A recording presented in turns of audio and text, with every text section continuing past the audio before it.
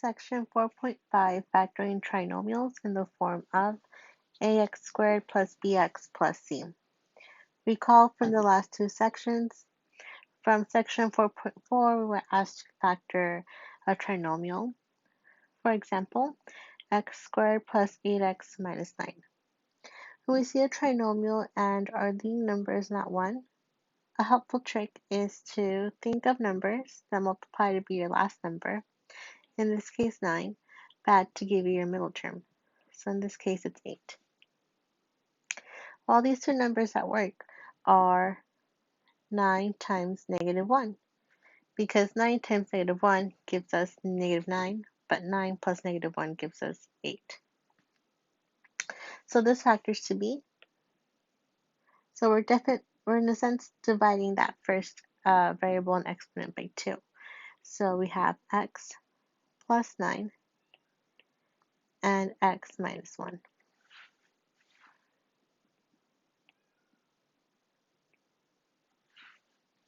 For our second one, from section 4.3, we learned how to factor by grouping. So factoring by grouping is when you have 4 terms, 1, 2, 3, 4, and you want to group the first two and the last two, and then factor out an expression. So if I take a look at my first two, and then focus on my last two, I see that my first two, I can factor out a 2 and a x. If I do that, I'm left with x plus 2. So we're essentially dividing each one by 2x. And in my second two, I see that they can both be divided by 3. If I divide out that 3, I'm left with just x, and then a 2. Notice that it's the same thing in the parentheses, so we can, in a sense, factor that out. X plus 2, and then what we're left with is a 2x and a positive 3. So then 2x plus 3. Okay, now to factor in this new method, where our leading coefficient is not 1, it kind of takes these two ideas and puts them together. So let's read our instructions. Factoring using the AC method. To factor using the AC method, we will also be factoring by grouping. 1. Factor out the largest common factor, if any. 2. Multiply the leading coefficient, a, and the constant c, so your first and last number.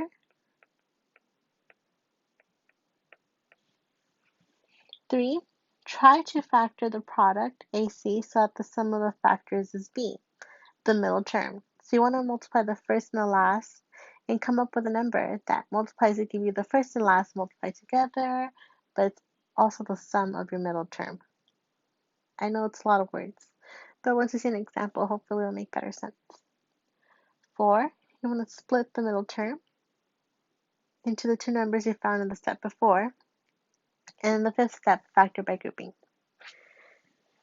And with factoring, you can always check your work by multiplication. So let's go ahead and take a look at this example. So taking a look at these three terms, no, they don't have a common factor. So I can proceed with step 2. I want to, let me first label them. That first number is A, then B, and C.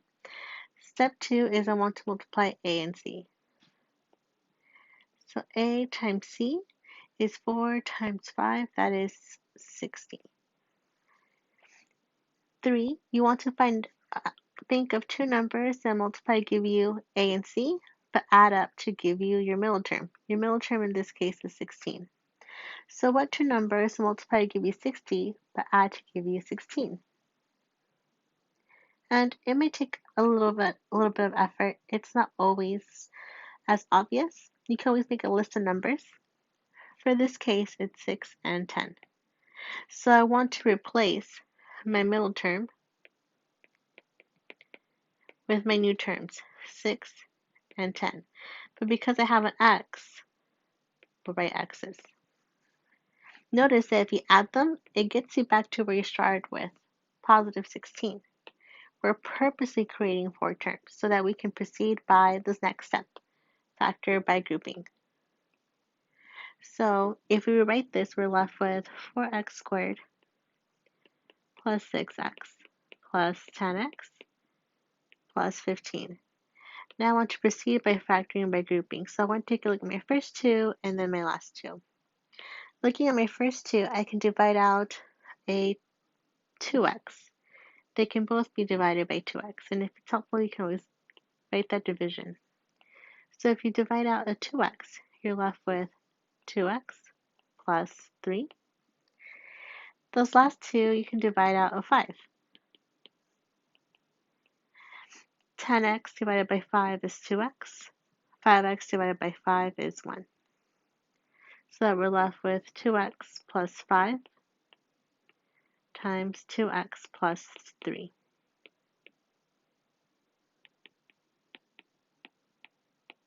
Ta-da! You factored by grouping. You factored using the AC method. And that is a great accomplishment. This is super important. You'll see this a lot in college algebra if that's your next step. Or if you're something that needs a lot more math, like calculus, pre-cal, you'll definitely see it there too. And if you're confident and are comfortable factoring, it makes things a lot easier for you, for sure. Okay, next example. We're being asked to factor 6x to the fourth power plus 3x cubed minus 6x squared. So our first step is to factor a greatest common factor, if any. And in this case, we do have one, right? We can factor, well, they can both divide out an x squared. So that I have x squared, and I'm left with 6x squared plus 5x minus 6.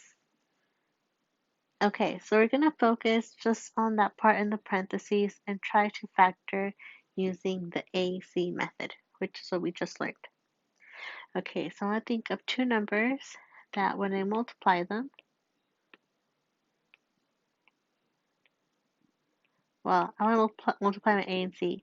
6 times 6 is negative, in this case it's negative 36. And I want their sum to be 5. So what two numbers multiply give me 6 and add to give me 5? Multiply be 36, add to give me 5. Well, 9 and 4 will work. But I need to add to get positive 5, so that 4 would be negative. 5, negative 4 times 9 is 36, negative 36, and 9 plus negative 4 is 5, so that works out. So we're going to replace that middle term with those two new numbers, so that we have 6x squared plus 9x minus 4x minus 6. Now I want to group my first two and my last two. If I do, my first two can be divided by 3 and an x. If I factor out 3x, I'm left with 2x plus 3. And my last two, I can divide out a negative 2. If I do, I'm left with 2x plus 3. And if it's helpful, you can always show that division. Okay, you see we have the same thing in the parentheses, so we can factor that out. So this is now 2x plus 3, and we have another factor, 3 minus 2, 3x minus 2. That is our answer, but let's not forget our initial factor.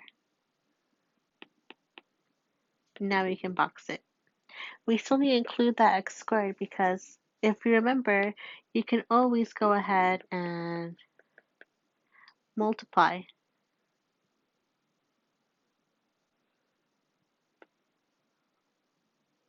Can't spell. Multiply to get your answer that you start off with.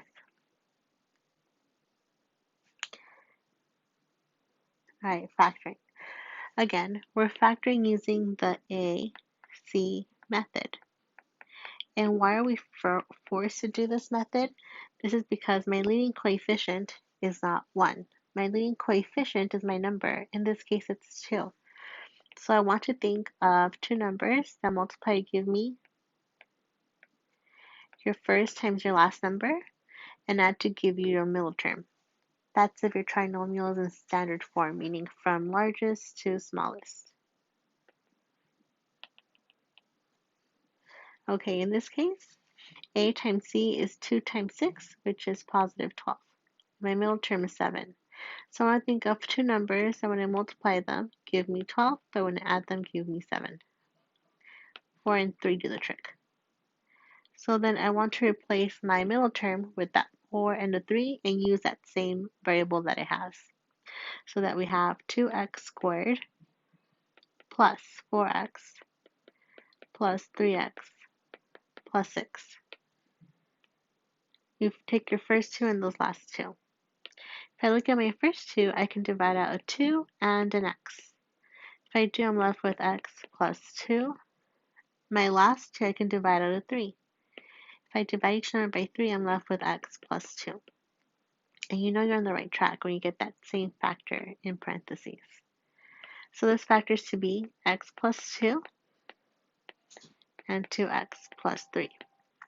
Now I want to know, it is okay to write 2x plus 3 and x plus 2.